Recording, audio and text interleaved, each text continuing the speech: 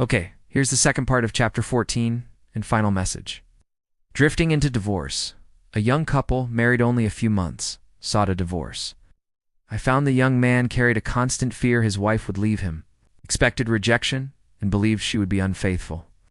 These thoughts haunted him and became an obsession. His mental attitude was separation and suspicion. She felt unresponsive. It was his own atmosphere of loss and separation operating through them. These produced conditions matching the pattern behind it. There is a law of action and reaction, cause and effect. The thought is the action. The response of the subconscious mind is the reaction. His wife left home and asked for a divorce, exactly what he feared and believed would happen. Divorce begins first in the mind. Legal proceedings follow. Both were filled with resentment, fear, suspicion, and anger attitudes that weaken and exhaust the whole being. They learned that hate divides and love unites. They realized how they had been using their minds. At my suggestion, they went back together and experimented with prayer therapy. They began to radiate love, peace, and goodwill to each other. Each practiced sending harmony, health, peace, and love to the other, and they alternated reading Psalms every night. Their marriage is growing more beautiful each day. How about a nagging wife? Often the wife nags because she feels ignored. Many times it is a craving for love and affection. Give your wife attention and appreciation. Praise and exalt her good points. There is also the nagging type who tries to force a man to fit her pattern, one of the quickest ways to drive him away. The wife and husband must stop being scavengers, always hunting petty faults in each other. Instead, give attention and praise to the constructive and wonderful qualities in the other.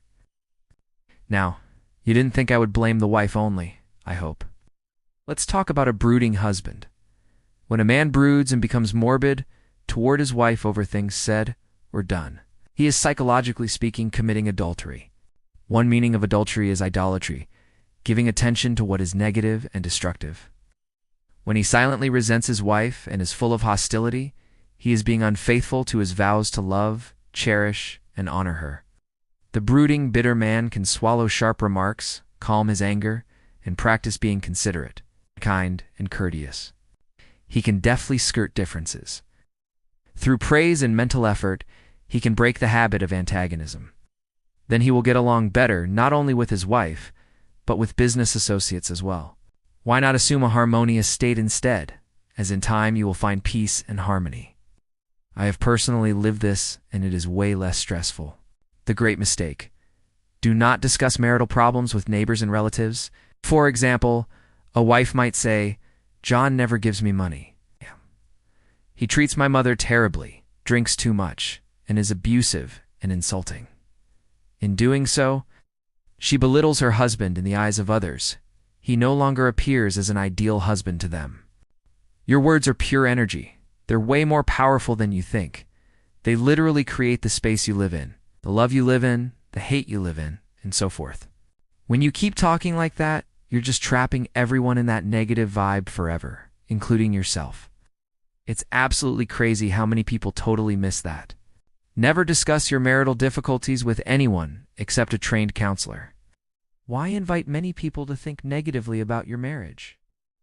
Moreover, when you discuss and dwell on your partner's shortcomings, you are creating these states within yourself. Who is thinking and feeling it? You are, of course. Relatives often give biased advice, not offered impersonally. Advice that violates the golden rule. A cosmic law is not sound. Remember, no two people live under the same roof without clashes of temperament, periods of hurt and strain. Do not display the unhappy side of your marriage to friends. Keep quarrels private. Refrain from criticism and condemnation of your partner. Don't try to make your wife over. A husband must not try to remake his wife into a second edition of himself. The tactless attempt to change her is foreign to her nature. These attempts are foolish and often lead to the dissolution of the marriage. Trying to alter her can destroy pride and self-esteem and arouse contrariness and resentment, fatal to the marriage bond. Adjustments are needed, of course. But if you look honestly into your own mind and study your character, you will find plenty to improve, enough to keep you busy the rest of your life. If you say, "I will make him into what I want," you are inviting trouble and misery. You will learn there is no one to change but yourself. Remember in a previous video I mentioned a quote that goes like this: "My, how you've changed since I've changed." Read it again until it makes sense. It's a brain teaser, but so true. Pray together and stay together steps in prayer, or empower yourself with smart thoughts. The first step: do not carry accumulated irritations from one day to the next. Forgive each other for any sharpness before sleep. When you awake, claim that infinite intelligence is guiding you in all your ways. Send loving thoughts of peace, harmony, and love to your spouse, your family, and the whole world. The second step: say grace at breakfast. Give thanks for food, abundance, and blessings. Keep problems, worries, and arguments out of table conversation. This applies at dinner as well. Say to your wife or husband, "I appreciate all you are doing, and I radiate love and goodwill to you all day long." The third step: alternate praying each night. Do not take your partner for granted. Show appreciation and love. Think appreciation and goodwill rather than condemnation, criticism, and nagging. A peaceful home and happy marriage are built on love, beauty, harmony, mutual respect, faith in God or your higher ideal, and all things good. As you practice these truths, your marriage will grow more blessed through the years.